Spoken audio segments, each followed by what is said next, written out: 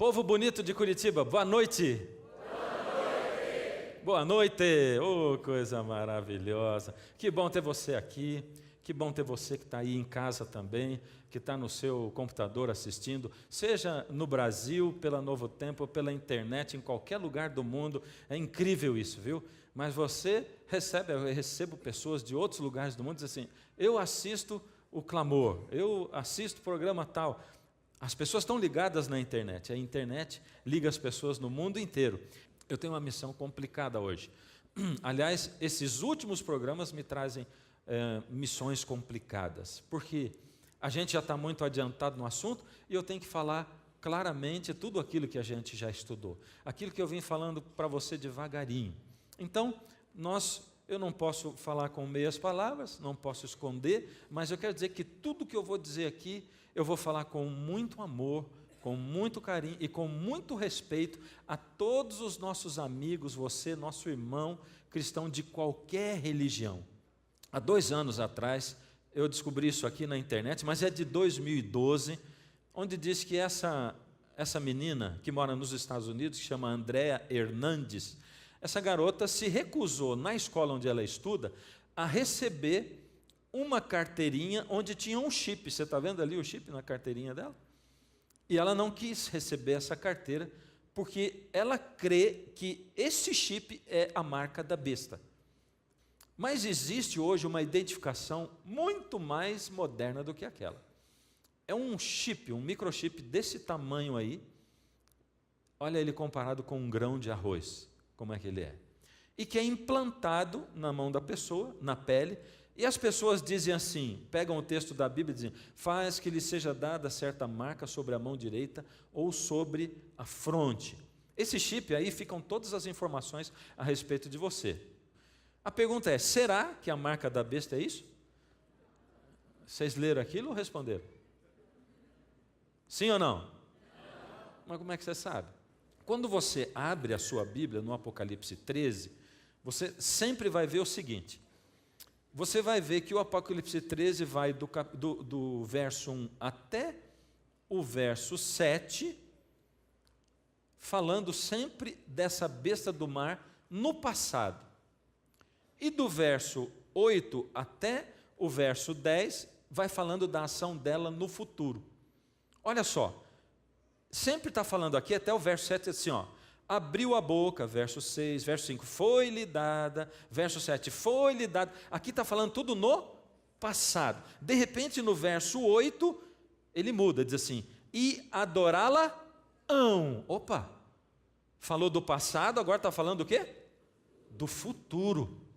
E eu tenho dito para vocês e atiçado a curiosidade de vocês, dizendo assim, olha, tudo que nós estamos estudando aqui, Deus predisse, mas já aconteceu, está no passado. Mas vai chegar um momento que a gente vai estudar as coisas que estão no futuro e vão comparar com as coisas que estão acontecendo hoje, para saber se nós já estamos no futuro. Essa é a grande pergunta. A Bíblia diz, porque João escreveu isso aqui 2000 anos atrás, será que isso já está acontecendo? Será que isso vai acontecer ainda? Quando será que isso vai acontecer? Como isso vai acontecer? Mas tem essa mudança, do passado para o futuro. A gente vai fazer, e quanto à besta da terra, acontece a mesma coisa, também tem essa diferenciação entre passado e futuro, entre aquilo que já aconteceu e aquilo que ainda está para acontecer. Vamos começar a estudar o passado. Capítulo 13, do verso 1 ao 7. Eu coloquei os slides para ficar mais fácil, porque nem todo mundo tem a sua Bíblia aí. Eu coloquei de novo na história em quadrinho, e eu fiz o seguinte, ao invés de eu colocar o texto bíblico para ler de novo para vocês, eu peguei tudo que a gente já estudou e coloquei dentro do texto, já explicando abertamente o que aquilo significa. Deu para entender? Então, tudo baseado em tudo que estudou. E se você olhar para isso aqui estranho e dizer, isso aqui não é a Bíblia, realmente não é o texto bíblico, mas está baseado em tudo que estudou. Então é você só voltar aos outros programas, assistir, e você vai concordar que isso aqui é extremamente bíblico, é o que está na Bíblia. Vi emergir do mar, é o que diz a Bíblia, e a gente viu que seria um lugar muito habitado, e esse poderio saiu da Europa, do meio da Europa, um poder que sairá de Roma. mas será diferente. Será de natureza político-religiosa. E efetuará uma mistura entre igreja e Estado, corrompendo a fé. Então, igreja e Estado se misturam, corrompendo a fé. Ela surgirá no meio da igreja, receberá muita autoridade, sairá de Roma imperial, ou seja, do Império Romano, será Roma papal, religiosa.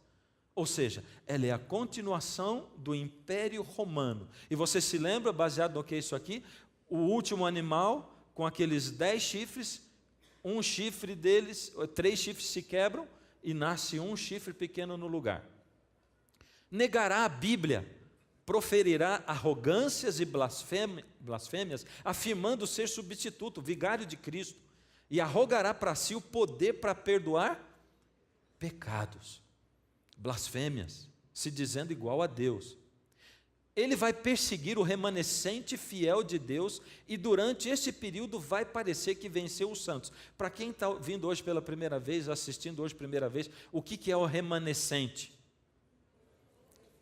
É o resto, é um pouco de gente, é a minoria que atenta para as coisas da Bíblia, para a palavra de Deus e para o Evangelho. É a minoria que nega a tradição por causa da verdade.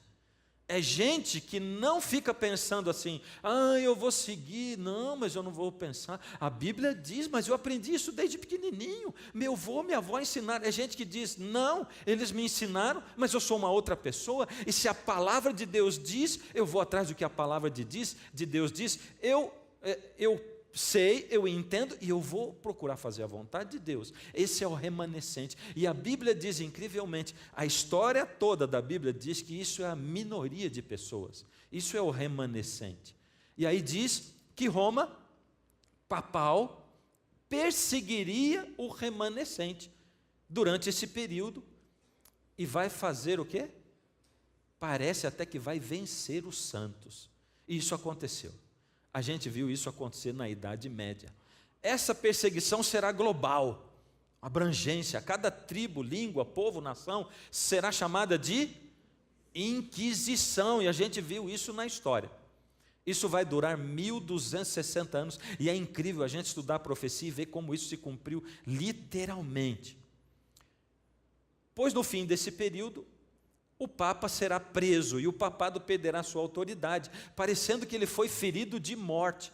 Ou seja, parecia em 1798 que agora não ia ter mais o papado, porque Napoleão mandou o general Berthier prender o Papa e depois ele perdeu os estados papais. Deixou de ser reino. Mas lá o verso diz que a ferida seria curada e nós estudamos isso no último programa. Vi ainda outro poder surgindo no novo mundo, um lugar bem pouco habitado. Esse poder vem da terra. O primeiro poder vem de um lugar populoso, o lugar mais populoso da época, a Europa. Esse poder vem de um lugar bem pouco habitado. Por isso a Bíblia diz que ele é o oposto daquele que veio do mar, ele vem da terra. Porém, os dois juntos, terra e mar, os dois formam a globalidade. A terra toda. Se esses poderes se juntam, e eles vão se juntar, eles vão de novo atingir o planeta todo com as suas ações. Um lugar bem pouco habitado que se tornará os Estados Unidos da América. Inicialmente, os Estados Unidos acolherão os cristãos e terá a aparência de cristão, mas aos poucos se preparará para servir o dragão. E a gente vê que aí aparecem 3 personagens de Apocalipse 13.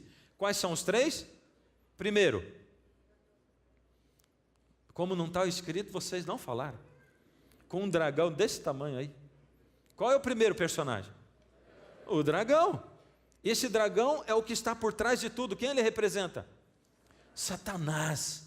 É aquele que envolve os reinos e as pessoas, é aquele que leva as pessoas a pecarem, é aquele que planta dentro do coração de governantes e de pessoas o interesse próprio, o eu, o egoísmo, a vontade de de ser beneficiado, de ter nome, de ter poder, de ter dinheiro. Isso ele faz em governantes e faz também a nível pessoal, por pessoa. O segundo personagem que aparece em Apocalipse 13 é a besta que veio do mar.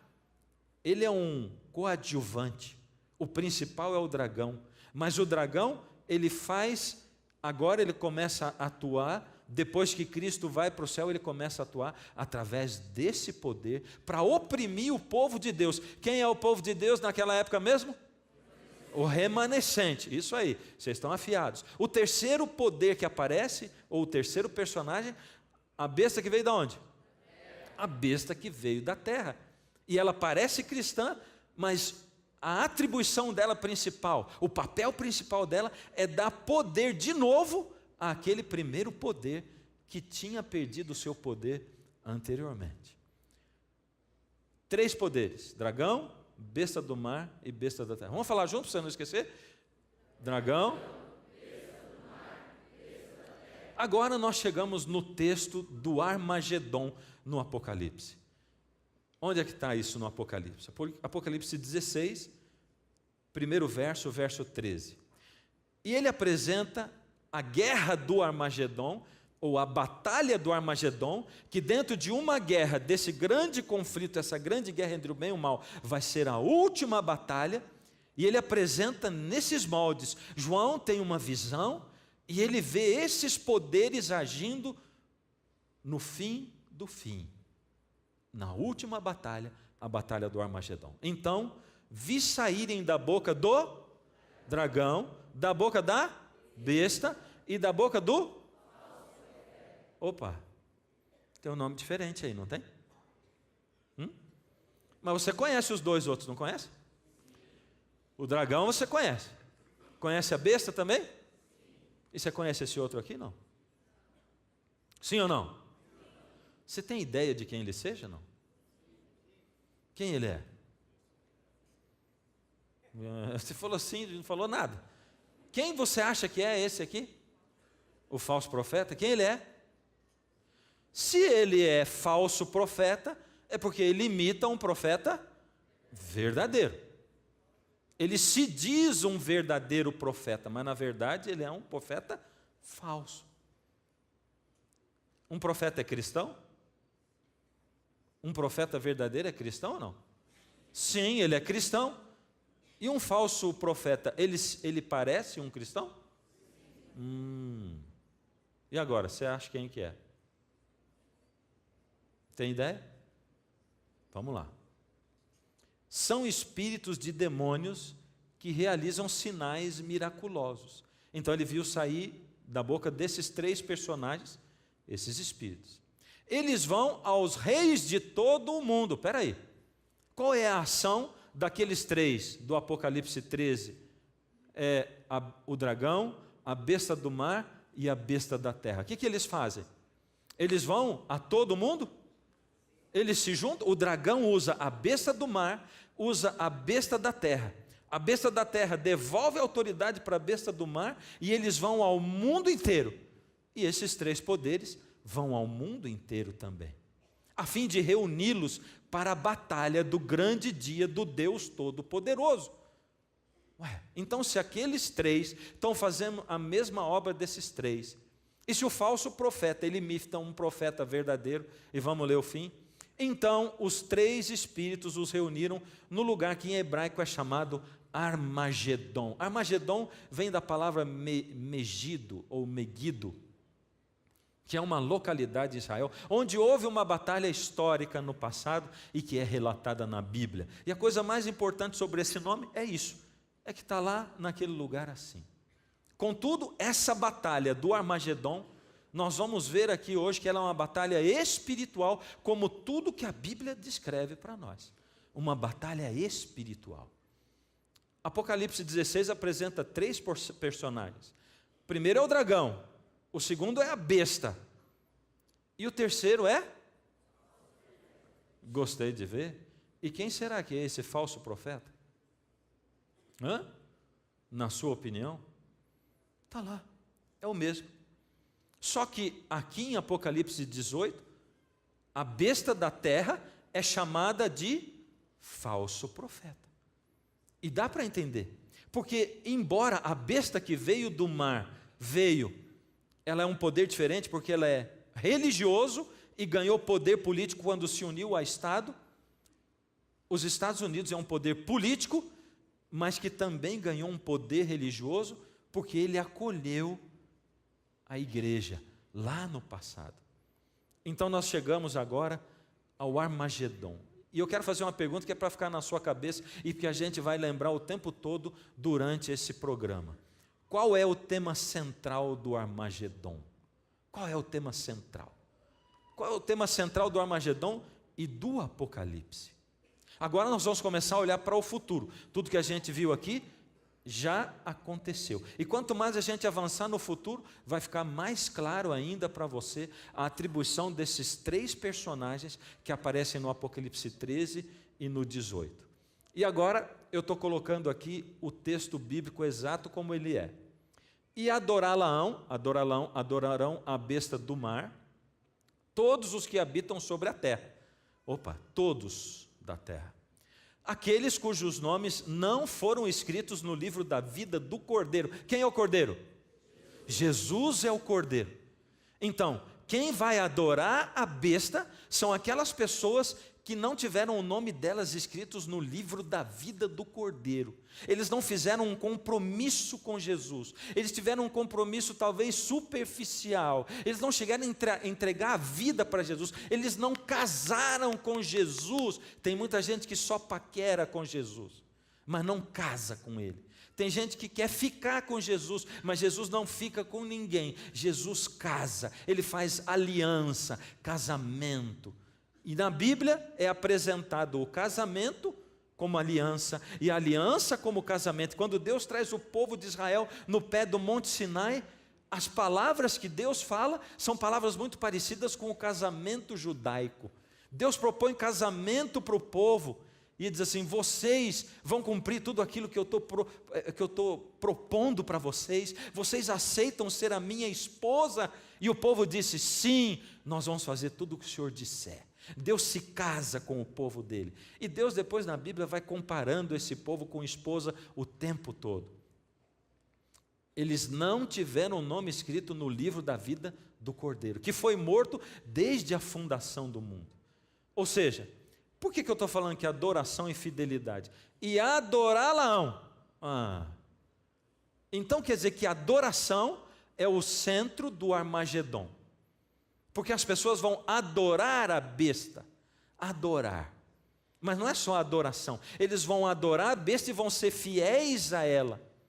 As pessoas que vão adorar a besta não vão ter o nome escrito no livro de Jesus. Eles não se comprometeram com Jesus, por isso eles são comprometidos com a besta. E eu estou dizendo para você, desde o início dessa série, que a gente nasce nesse mundo pecador. E é por isso que quando alguém vem para o cristianismo e aceita Jesus como seu Salvador, a gente chama aquilo de conversão.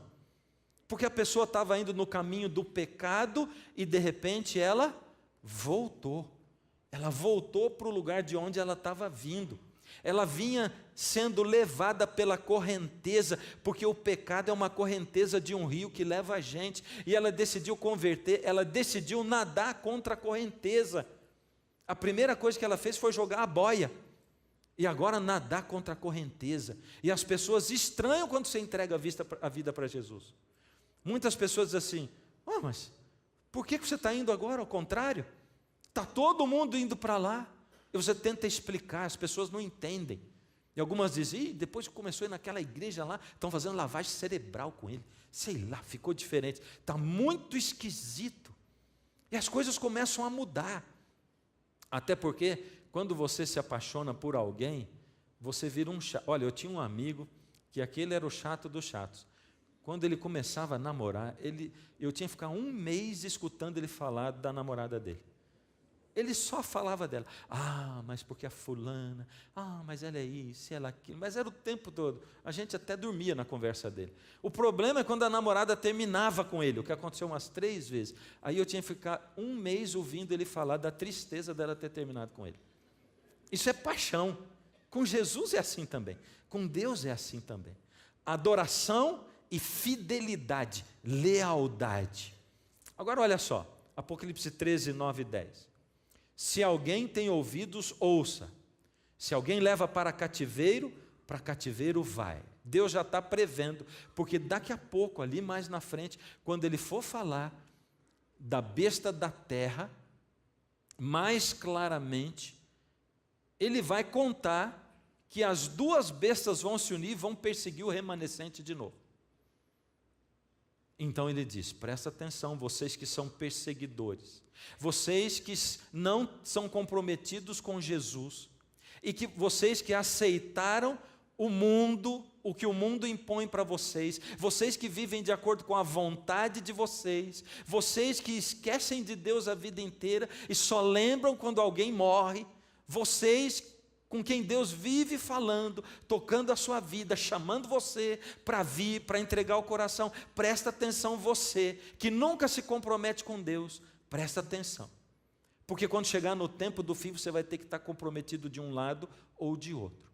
Agora, esses que perseguem, se você consegue ouvir, porque você é surdo espiritual, mas eu estou te avisando, se alguém leva para cativeiro o meu povo, para cativeiro vai. Se alguém matar a espada o meu povo, o meu remanescente, necessário é que seja morto a espada. Aqui está a perseverança e a fidelidade dos santos. É um sinal de fidelidade ou não é? O que você acha? Deus está dizendo assim, vocês que estão aceitando o compromisso com a besta, vocês vão perseguir o meu remanescente, o meu povo que eu amo. Aquelas pessoas que têm aguentado gozações e injúrias, aquelas pessoas que têm me seguido, que têm falado comigo, um Deus a quem eles não veem, vocês vão perseguir. Mas eu quero dizer para vocês, que nesse tempo agora do fim, quando vocês forem perseguir, cuidado, porque o julgamento meu, ele está chegando. E o meu julgamento vai ser daquele jeito que eu anunciei. E ele diz para o seu povo, meus queridos filhos, tenham calma e perseverem. O que é perseverar? Perseverar é quando a gente não tem vontade de fazer exercício, mas a gente faz. Perseverar é quando a gente tem muita vontade de comer um bolo, mas não come, porque faz mal. Perseverar é quando a gente assume Jesus e a gente diz, eu vou conhecer Jesus. E você, mesmo com sono, se acorda um pouco mais cedo para falar com Jesus, para conversar com Ele. Perseverar é quando durante o dia você se liga a Deus e você fica o tempo todo falando com Ele. E Ele está o tempo todo na sua vida e você o tempo todo em contato com Ele.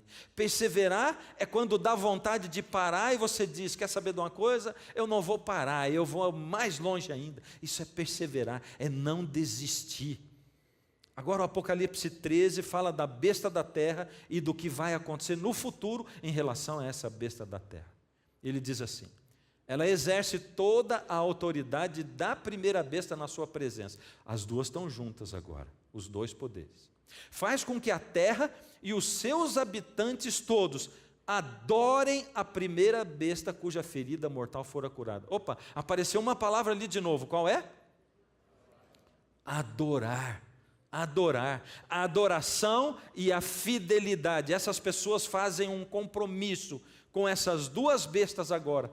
Elas são fiéis a ela, porque elas vão a todos os habitantes do mundo. Você consegue perceber a diferença que há? De um lado, o poder do mal, o dragão, Satanás usando dois poderes para atingir o mundo todo, e do outro lado, Deus com um pingo de gente, o remanescente, aqueles que são fiéis, que entendem a palavra de Deus e que buscam a Deus. Será que vai ser assim no fim? Deus vai salvar um pinguinho de gente, porque todo mundo vai se perder? Será que é assim? Mas Deus está falando, quem você adora e a quem você é fiel, o tempo todo Ele está perguntando. Seduz os que habitam sobre a terra por causa dos sinais que foi lhe dado executar diante da besta.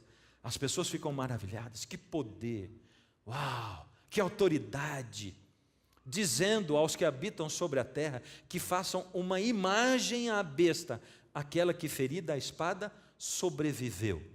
Então agora, juntas, elas produzem uma imagem, que não é a besta, e que não é a besta da terra, ela é uma imagem produzida pelas duas, mas ela seduz os que habitam sobre a terra, ela convence os que habitam sobre a terra, e faz uma imagem, e foi-lhe dado comunicar fôlego à imagem da besta, ou seja, deu vida a essa imagem, para que não só a imagem falasse, como ainda fizesse morrer quantos não adorassem a imagem da besta. Uau! De novo a palavra? Adoração. O que a Bíblia está dizendo? A Bíblia está dizendo que esses dois poderes vão se unir.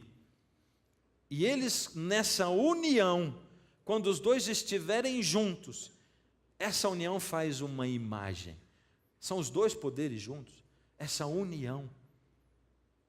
E que nessa imagem, eles vão exigir adoração, de novo, e fidelidade, compromisso com eles. E a gente vê aqui, bem claro, o compromisso com a besta. E Deus pergunta de novo: a quem você adora? A quem você é fiel? A quem? A quem você ama? E sabe, eu acho que essa pergunta ela tem que ser feita mais no fundo da alma da gente. Ela não pode ser porque as pessoas pensam em adoração. O que é adoração? Adoração é aquilo que está no primeiro lugar do seu coração. A todos, os pequenos, os grandes, os ricos e os pobres, os livres e os escravos. Olha a abrangência desses dois poderes juntos. A terra e o mar, abrangência global, a todos, faz que lhe seja dada certa marca sobre a mão direita ou sobre a fronte. E aqui tem um significado muito interessante, porque a mão significa o seu trabalho, a sua atitude, a sua intenção, as coisas que eu faço intencionalmente, a minha decisão, a minha escolha. E aqui representa o meu entendimento. Eu estou entendendo o que eu estou fazendo, racionalmente, intencional. Faz que lhe seja dada certa marca sobre a mão direita ou sobre a fronte. Então, eu não posso achar que a marca da besta é só um chip implantado na mão. Sabe por quê? Porque tem muito mais envolvido aí. Tem adoração, tem fidelidade. E depois, ninguém precisa de um chip implantado na mão para ser localizado. Se você tiver um celular, todo mundo já sabe onde você está. Você está entendendo? Todo mundo sabe onde você está. As pessoas vão encontrar você, porque você tem um celular. Aliás, você costuma publicar sua vida inteira na internet. Você já tentou colocar teu nome lá no Google para ver? E você vai ficar surpreso de encontrar o que o mundo sabe sobre você. Qualquer pessoa que digitar o seu nome lá vai ter informações sobre você. E quanto mais informações você puser, pior para você. Para que ninguém possa comprar. Então ele recebe essa marca para que ninguém possa comprar ou vender, senão aquele que tem a marca, o nome da besta, o número do seu nome. Deus está dizendo para a gente que quando chegar perto do Armagedon, um pouquinho antes do Armagedon, um pouco antes da grande batalha entre o bem e o mal, onde Deus vai fazer o seu juízo, as pessoas envolvidas com o inimigo, elas vão ser marcadas, porque o inimigo vai atrair essas pessoas, ele vai envolver o mundo inteiro, ele vai usar os poderes maiorais e maiores que existem na terra, as potências espirituais e políticas da terra, para unir esse povo, e vai exigir compromisso, fidelidade com essas pessoas. E elas não vão poder comprar nem vender, ou seja, elas vão sofrer uma restrição econômica, uma sanção econômica, vão ser impedidas de comprar ou vender. E a Bíblia diz: aqui está a sabedoria, aquele que tem entendimento calcule o número da besta, pois é número de homem. Ora, esse número é 666, 666. E amanhã nós vamos saber que número é esse e o que é essa marca da besta. O que é? Contudo, a gente já sabe que ela é uma marca de adoração e fidelidade. Agora presta atenção.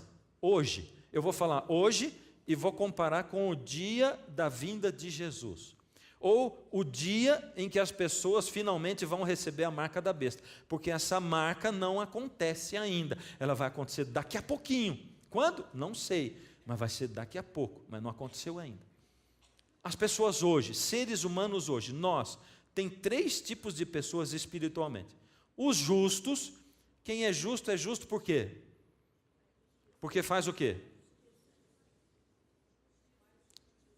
Lê a Bíblia? Guarda mandamento? É justo por quê? É porque ela aceitou a justiça de Cristo. Buscou a Cristo e Cristo é a justiça dele. Porque nenhum de nós é justo. Nós dependemos de Cristo para sermos justos. Aqueles que se comprometeram com Cristo, que entregaram a vida, a adoração e a sua fidelidade a Ele. Então, hoje no mundo tem gente assim, que busca a Deus e que diz: Senhor, eu quero conhecer o Senhor mais. Porque, Pai, o Senhor me conta essas coisas todas que eu estou sabendo que vão acontecer. O Senhor me ama muito.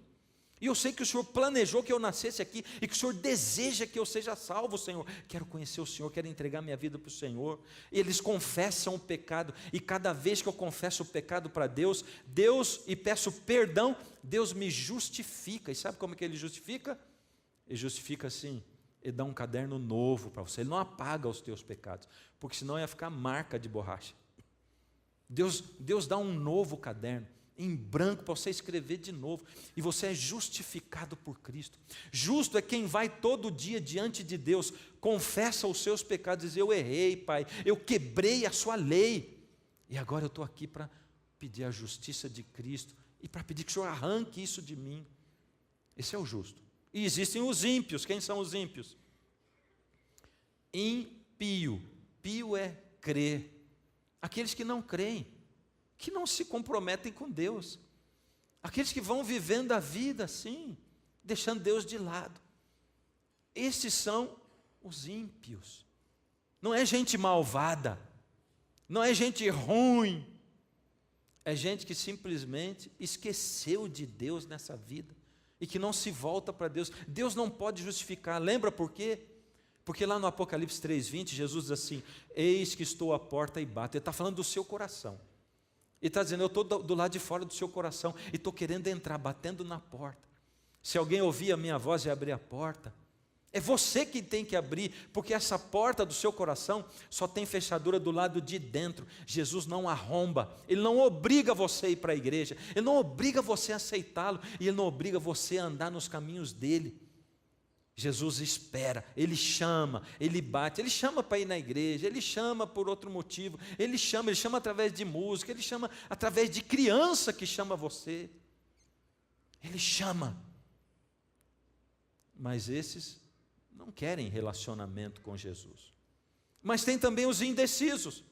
Os indecisos são aqueles que conhecem, sabem que deve ter uma decisão, mas eles ficam assim, em cima do muro. Até quando essa pessoa pode ser indecisa? Até quando? Até o dia dela morrer, né?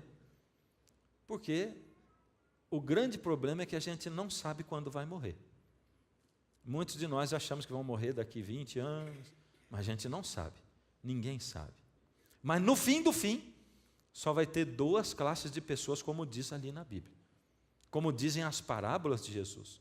Só vai ter justo e ímpio. Porque as pessoas vão ter que tomar uma decisão em vida e logo. Até agora a gente viu a ação das 2 bestas que são usadas pelo inimigo, pelo dragão. Elas se unem, exigem a adoração, elas marcam, elas põem uma marca em todas as pessoas que pertencem a elas, elas obrigam essas pessoas a adorá-las, elas seduzem essas pessoas, elas fazem isso. Agora nós vamos ver o lado de Deus. O que Deus vai estar fazendo nessa época? O que vai acontecer nessa época com Deus? Depois disso, vi 4 anjos em pé nos 4 cantos da terra. A terra tem canto? Não tem, é redonda. Mas o que quer dizer isso aqui? Em toda a terra, nos 4 pontos cardeais da terra. 4 anjos poderosos que estão lá. conservando seguros os 4 ventos da terra, para que nenhum vento sopre sobre a terra, nem sobre o mar, nem sobre árvore alguma. O que é isso? João está dizendo, eu vi, Deus mostrou para mim que ele tem 4 anjos segurando os 4 ventos da terra. E como no Apocalipse, no dicionário profético, ventos são contendas, são guerras, são catástrofes.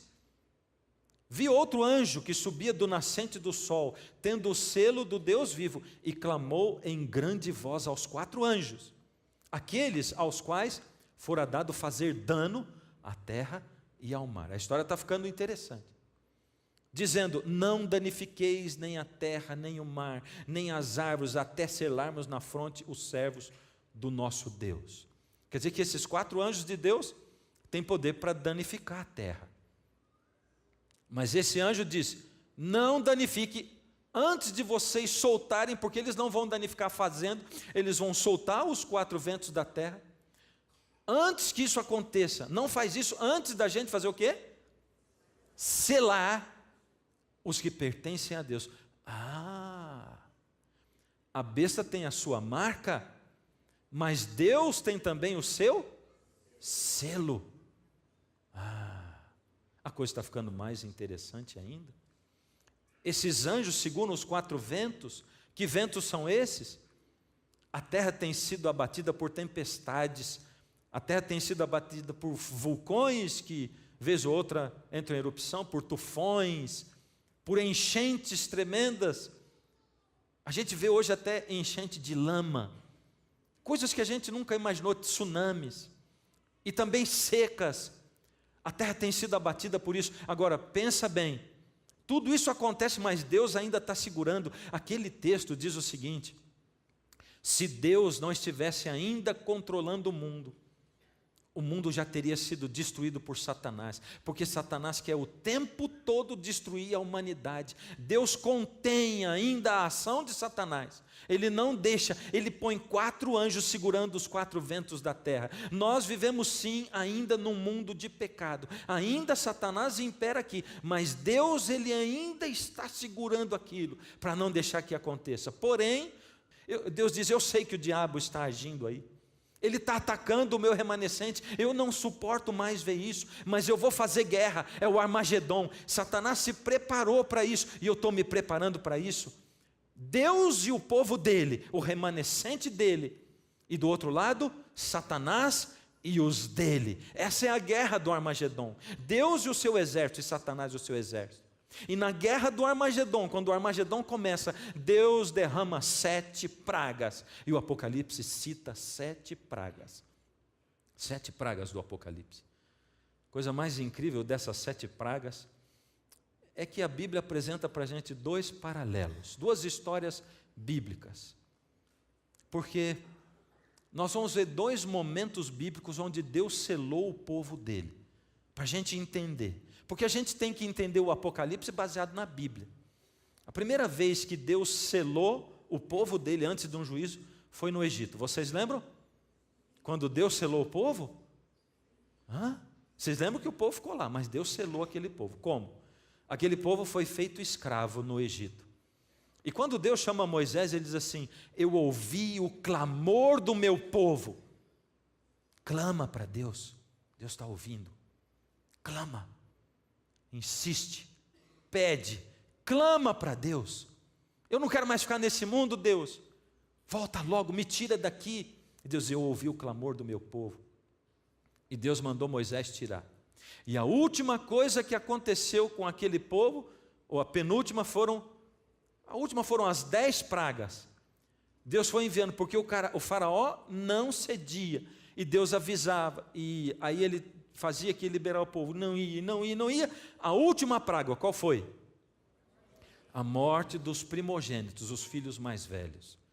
E quando essa praga veio, antes dela vir, Deus disse assim, você, Moisés, avisa para o povo, o anjo da morte vai passar pelo Egito, porque só assim o faraó vai liberar o meu povo, só assim. Então, eu vou dar para você a seguinte ordem, pede para aqueles que são do meu povo e que creem em mim, eles vão imolar o cordeiro, o sangue vai ser derramado. Aquele cordeiro representa Cristo e a sua justiça. O sangue vai ser passado no umbral da porta da casa de cada um. Aquele sangue vai selar a porta do lar. E quando o anjo da morte aparecer, a casa na qual ele olhar e que tiver o selo do sangue do cordeiro, sobre essa casa o anjo passa. Aquelas que não estiverem seladas, haverá morte. É isso que diz esse verso. E a porta selada significa obediência, fidelidade e adoração, as duas coisas. Fidelidade e adoração, porque eles adoravam a Deus e não aos deuses do Egito. Tem também um outro caso, Babilônia. Veja só, Deus avisou que Babilônia viria e invadiria o povo de Deus. Deus avisou há muito tempo. Aquele povo era rebelde. Deus disse, se vocês mudarem, se eles tivessem mudado, não tinha acontecido aquilo. Mas quando Babilônia se tornou um império, eles vieram a Israel e conquistaram Israel. Mas eles conquistaram Israel porque o povo era rebelde. Era o povo de Deus e é rebelde. Deus diz assim, eu vou ter que deixar vocês irem para o cativeiro, sabe por quê? Porque vocês vão ter que aprender no cativeiro. E tem mais coisa, eu tento falar com vocês, vocês fogem de mim, eu não vou obrigar vocês a me seguirem, eu não estou conseguindo proteger vocês, vocês correm de mim. Antes de Nabucodonosor chegar e invadir Israel, Deus falou com o povo dele, e ele deu uma visão. Deus avisou o que aconteceria, que o cativeiro viria. Deus fez um selamento. Olha o que aconteceu. Ezequiel, esse foi o profeta que teve a visão. Eis que vinham, é uma visão que ele teve, 6 homens, cada um com sua arma esmagadora na mão, e entre eles certo homem vestido de linho, com um estojo de escrevedor na cintura. Entraram e se puseram junto ao altar de bronze, eles estão diante do templo. E o Senhor clamou ao homem vestido de linho e lhe disse, passa pelo meio da cidade, pelo meio de Jerusalém, e marca com um sinal na testa os homens que suspiram e gemem por causa de todas as abominações que se cometem no meio dela. Ou seja, você vê depois Daniel e seus companheiros sendo levados para a Babilônia. Eles não morreram na invasão de Babilônia. Eles perderam tudo, foram levados cativos, mas não morreram. Eles foram selados por Deus. Deus diz, vai passar um anjo e ele vai selar na testa. Deus tem um selo e ele selou na testa, porque Deus não sela na mão e na testa. Você tem que escolher Deus. Deus não vai tentar seduzir você, Deus vai chamar você, vai tentar fazer com que você se apaixone por Ele. Deus não vai enganar você, Ele não vai obrigar você. Então, aconteceu um selamento em Babilônia. E os que eram de Deus foram selados. Agora, deixa eu perguntar para você, olha só. Então, antes o povo de Israel, eles eram um reino com vários países ao redor que eram pagãos. Vários outros reinos ao redor.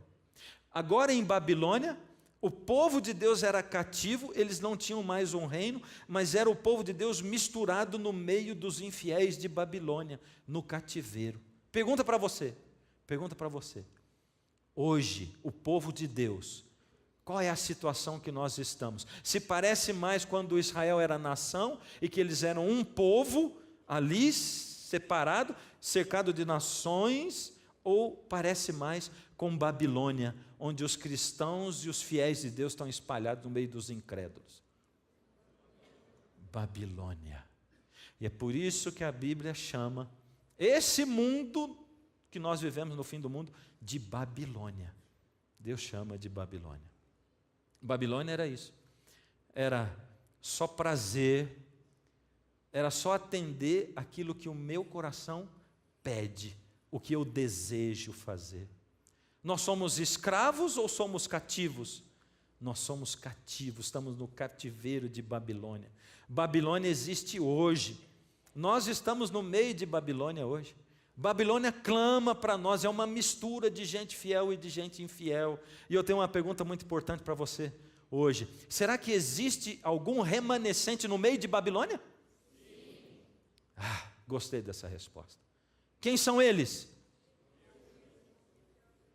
A gente não sabe, só Deus sabe, mas eles são os fiéis de Deus espalhados no meio dessa Babilônia na qual a gente vive hoje. Deus tem gente do povo dele e Deus quer tirar esse povo de lá. Por isso, antes de Deus derramar as 7 pragas do Apocalipse, Deus manda selar os filhos dele. Então agora a gente vê que antes de acontecer o Armagedon, que vai acontecer com Deus atuando com as 7 pragas do Apocalipse, Deus manda selar o povo dele, porque Satanás mandou marcar o povo dele. A marca da besta, ela está em oposição ao selo de Deus. O remanescente tem o selo e o povo ímpio tem a marca da besta. E essas pragas são muito interessantes, porque nelas tem 4 pragas parecidas com as pragas do Egito e tem 3 pragas parecidas com as pragas de Babilônia, com as coisas, os juízos que aconteceram em Babilônia. Mas antes de Deus selar o povo dele, marcar, esses são meus, e antes de Satanás marcar os dele, Deus dá uma última chance. Qual é a última chance que Deus dá? É um apelo. Um apelo.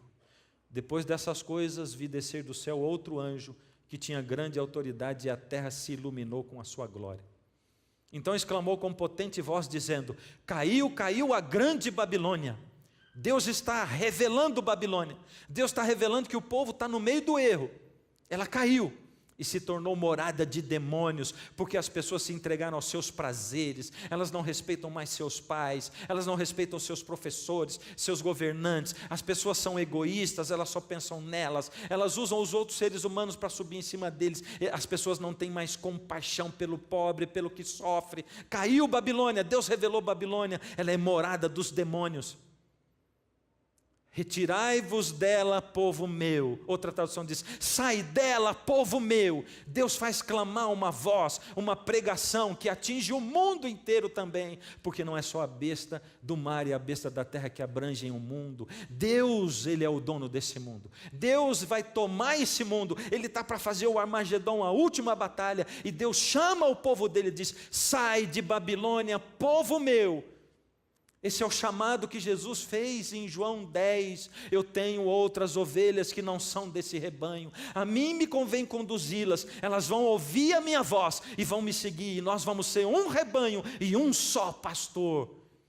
E o povo de Deus sai do meio da confusão. Eles ouvem a pregação do Evangelho. Eles ouvem em salas de conferência como essa. Eles ouvem na TV Novo Tempo. Eles ouvem na Rádio Novo Tempo. Eles ouvem por pessoas que testemunham, por amigos que amam e que levam o Evangelho para elas. Deus faz um chamado para o povo fiel dele, o povo sincero, sair do meio de Babilônia, olhar para a palavra de Deus. Enquanto o mundo diz que a palavra de Deus já era, que a palavra não existe, que ela está errada, que ela é a história da carochinha, Deus ergue a sua palavra e chama o seu povo: sai de Babilônia. Hoje Deus tem uma restauração para colocar na sua vida. Hoje Deus tem uma mudança radical para você, e Ele está chamando. É isso. Vem. Amém. Você que está sentado do lado de alguém, só oferece, não constranja ninguém, só diz assim no ouvido dela: você quer que eu vá com você? Eu vou com você. E vem. Cadê? Cadê os outros? Cadê os outros? E sabe, a coisa mais incrível é que as pessoas ficam aí no banco, se retorcendo.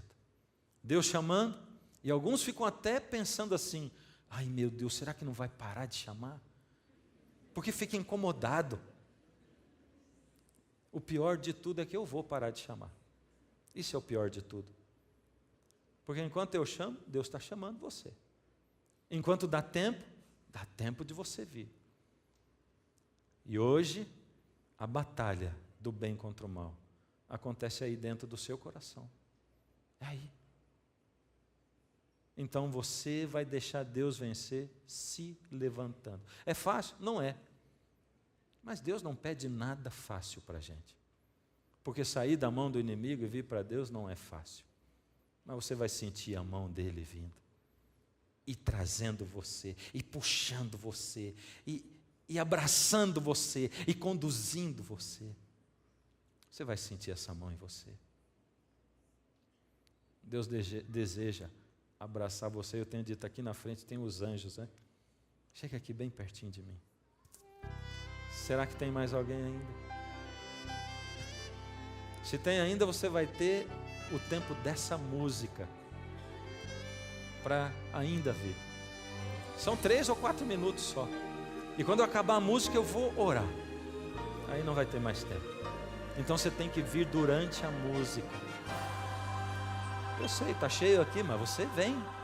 Vai ser bom. Vamos encher esses corredores. Vamos encher o corredor do lado também. Não tem problema. Mas eu quero dizer: ó Pai, eu queria tanto ver o meu Senhor descer, vindo me encontrar.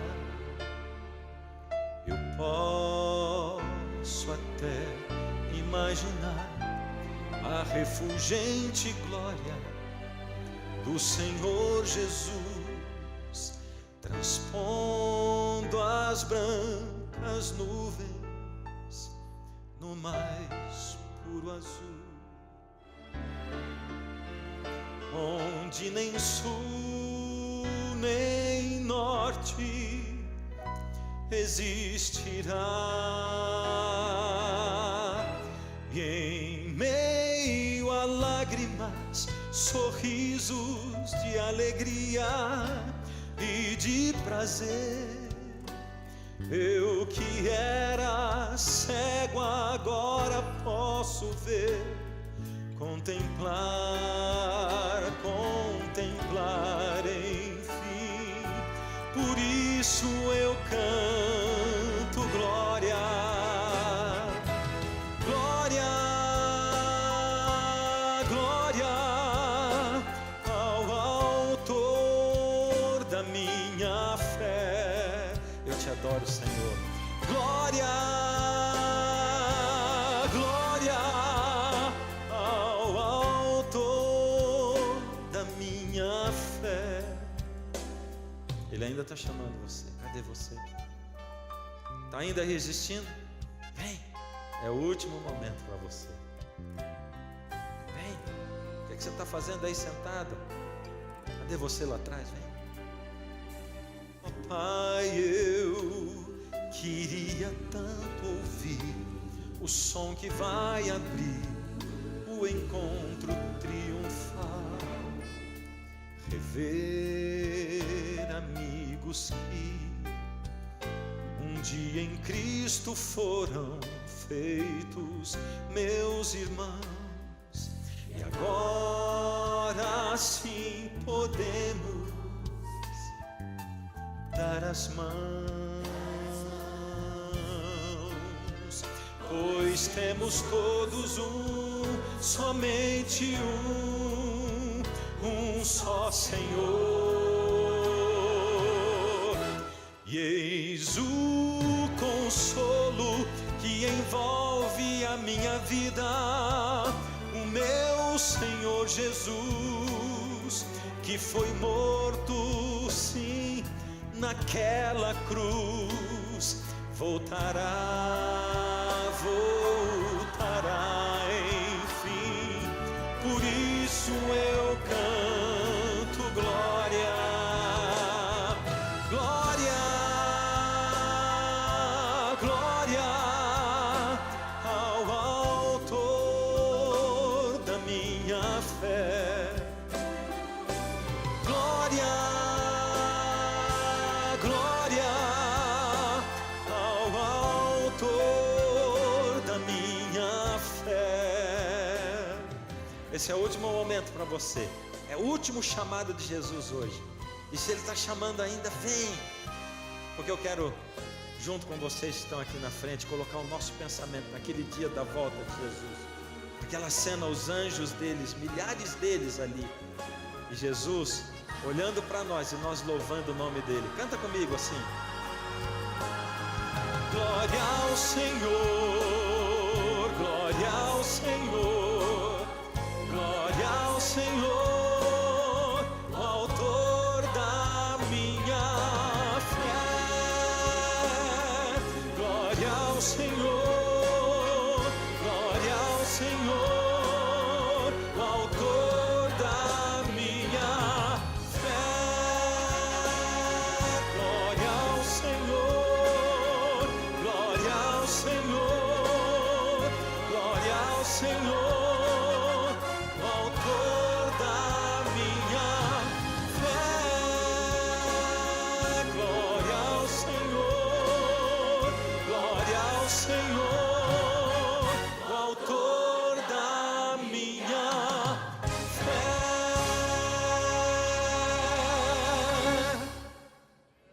Querido Deus, Senhor Jesus, Pai,